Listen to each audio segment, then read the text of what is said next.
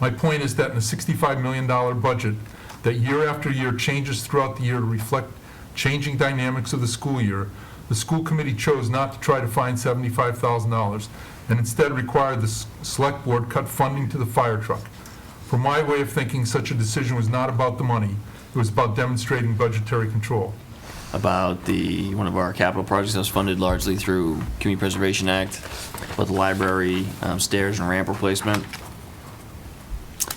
And as you can see, the work that was funded by the CPA is about half of what the bid came in at for when we finally bid the project out. Is that we would talk to the Community Preservation Act, the Community Preservation Commission, about using some undesignated fund balance or seeing if there are projects that were under budget, and then perhaps they could prepare an article for consideration for the select board so it would be a 2-article special town meeting warrant. So that's right now, that's the only concrete possibility we have out there that would really enable this project to proceed sometime this summer. The bank, the J.P. Morgan Chase Bank that owns the Young Estate, did sign a contract with a contractor out of Munson.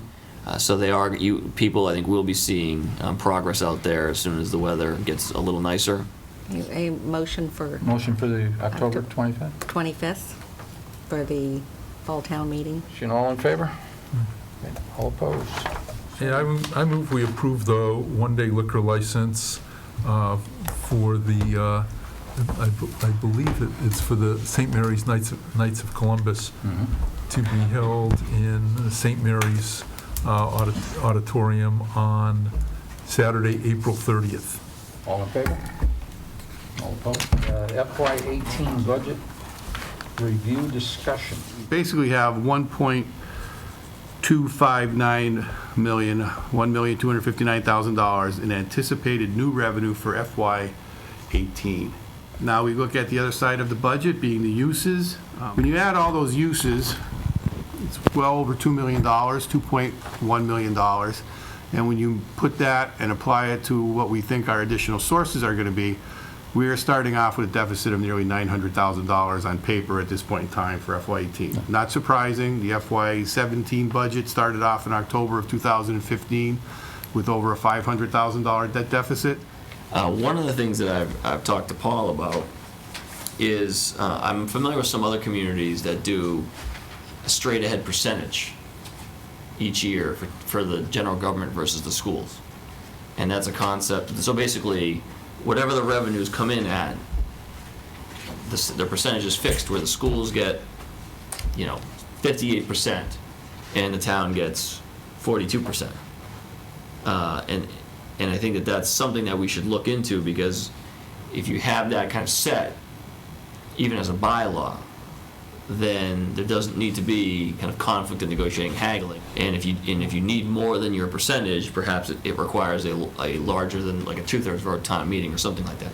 So that's something I think we're going to try and look at, find out what other communities take that approach and explore if that's something that could work for Long Meadow. After looking at a lot of options, the decision was made to separate paratransit dial-a-ride from paratransit ADA services from senior adult dial-a-ride. The senior adult dial-a-ride will get a number of dedicated vans, dedicated drivers to conduct the dial-a-ride, continue the dial-a-ride service. However, because there is no guaranteed service level requirement on dial-a-ride, it's being done with the acknowledgement that the service level of dial-a-ride may decline. And that's in order to meet the federally mandated requirement on ADA paratransit that those services go to 95% or higher. And so two things are going to happen. One is to try to alleviate some of the issues. Dial-a-ride services will be expanded to Saturdays, so it'll go from 5 days a week to 6 days a week, which will allow people in Long Meadow who use dial-a-ride, if they want to go shopping or go someplace else, they can do that on Saturdays as well. But people need to realize that they will need to make reservations a little bit more in advance. They may suffer somewhat in the service level. In other words, the window that they promise you may be a little broader.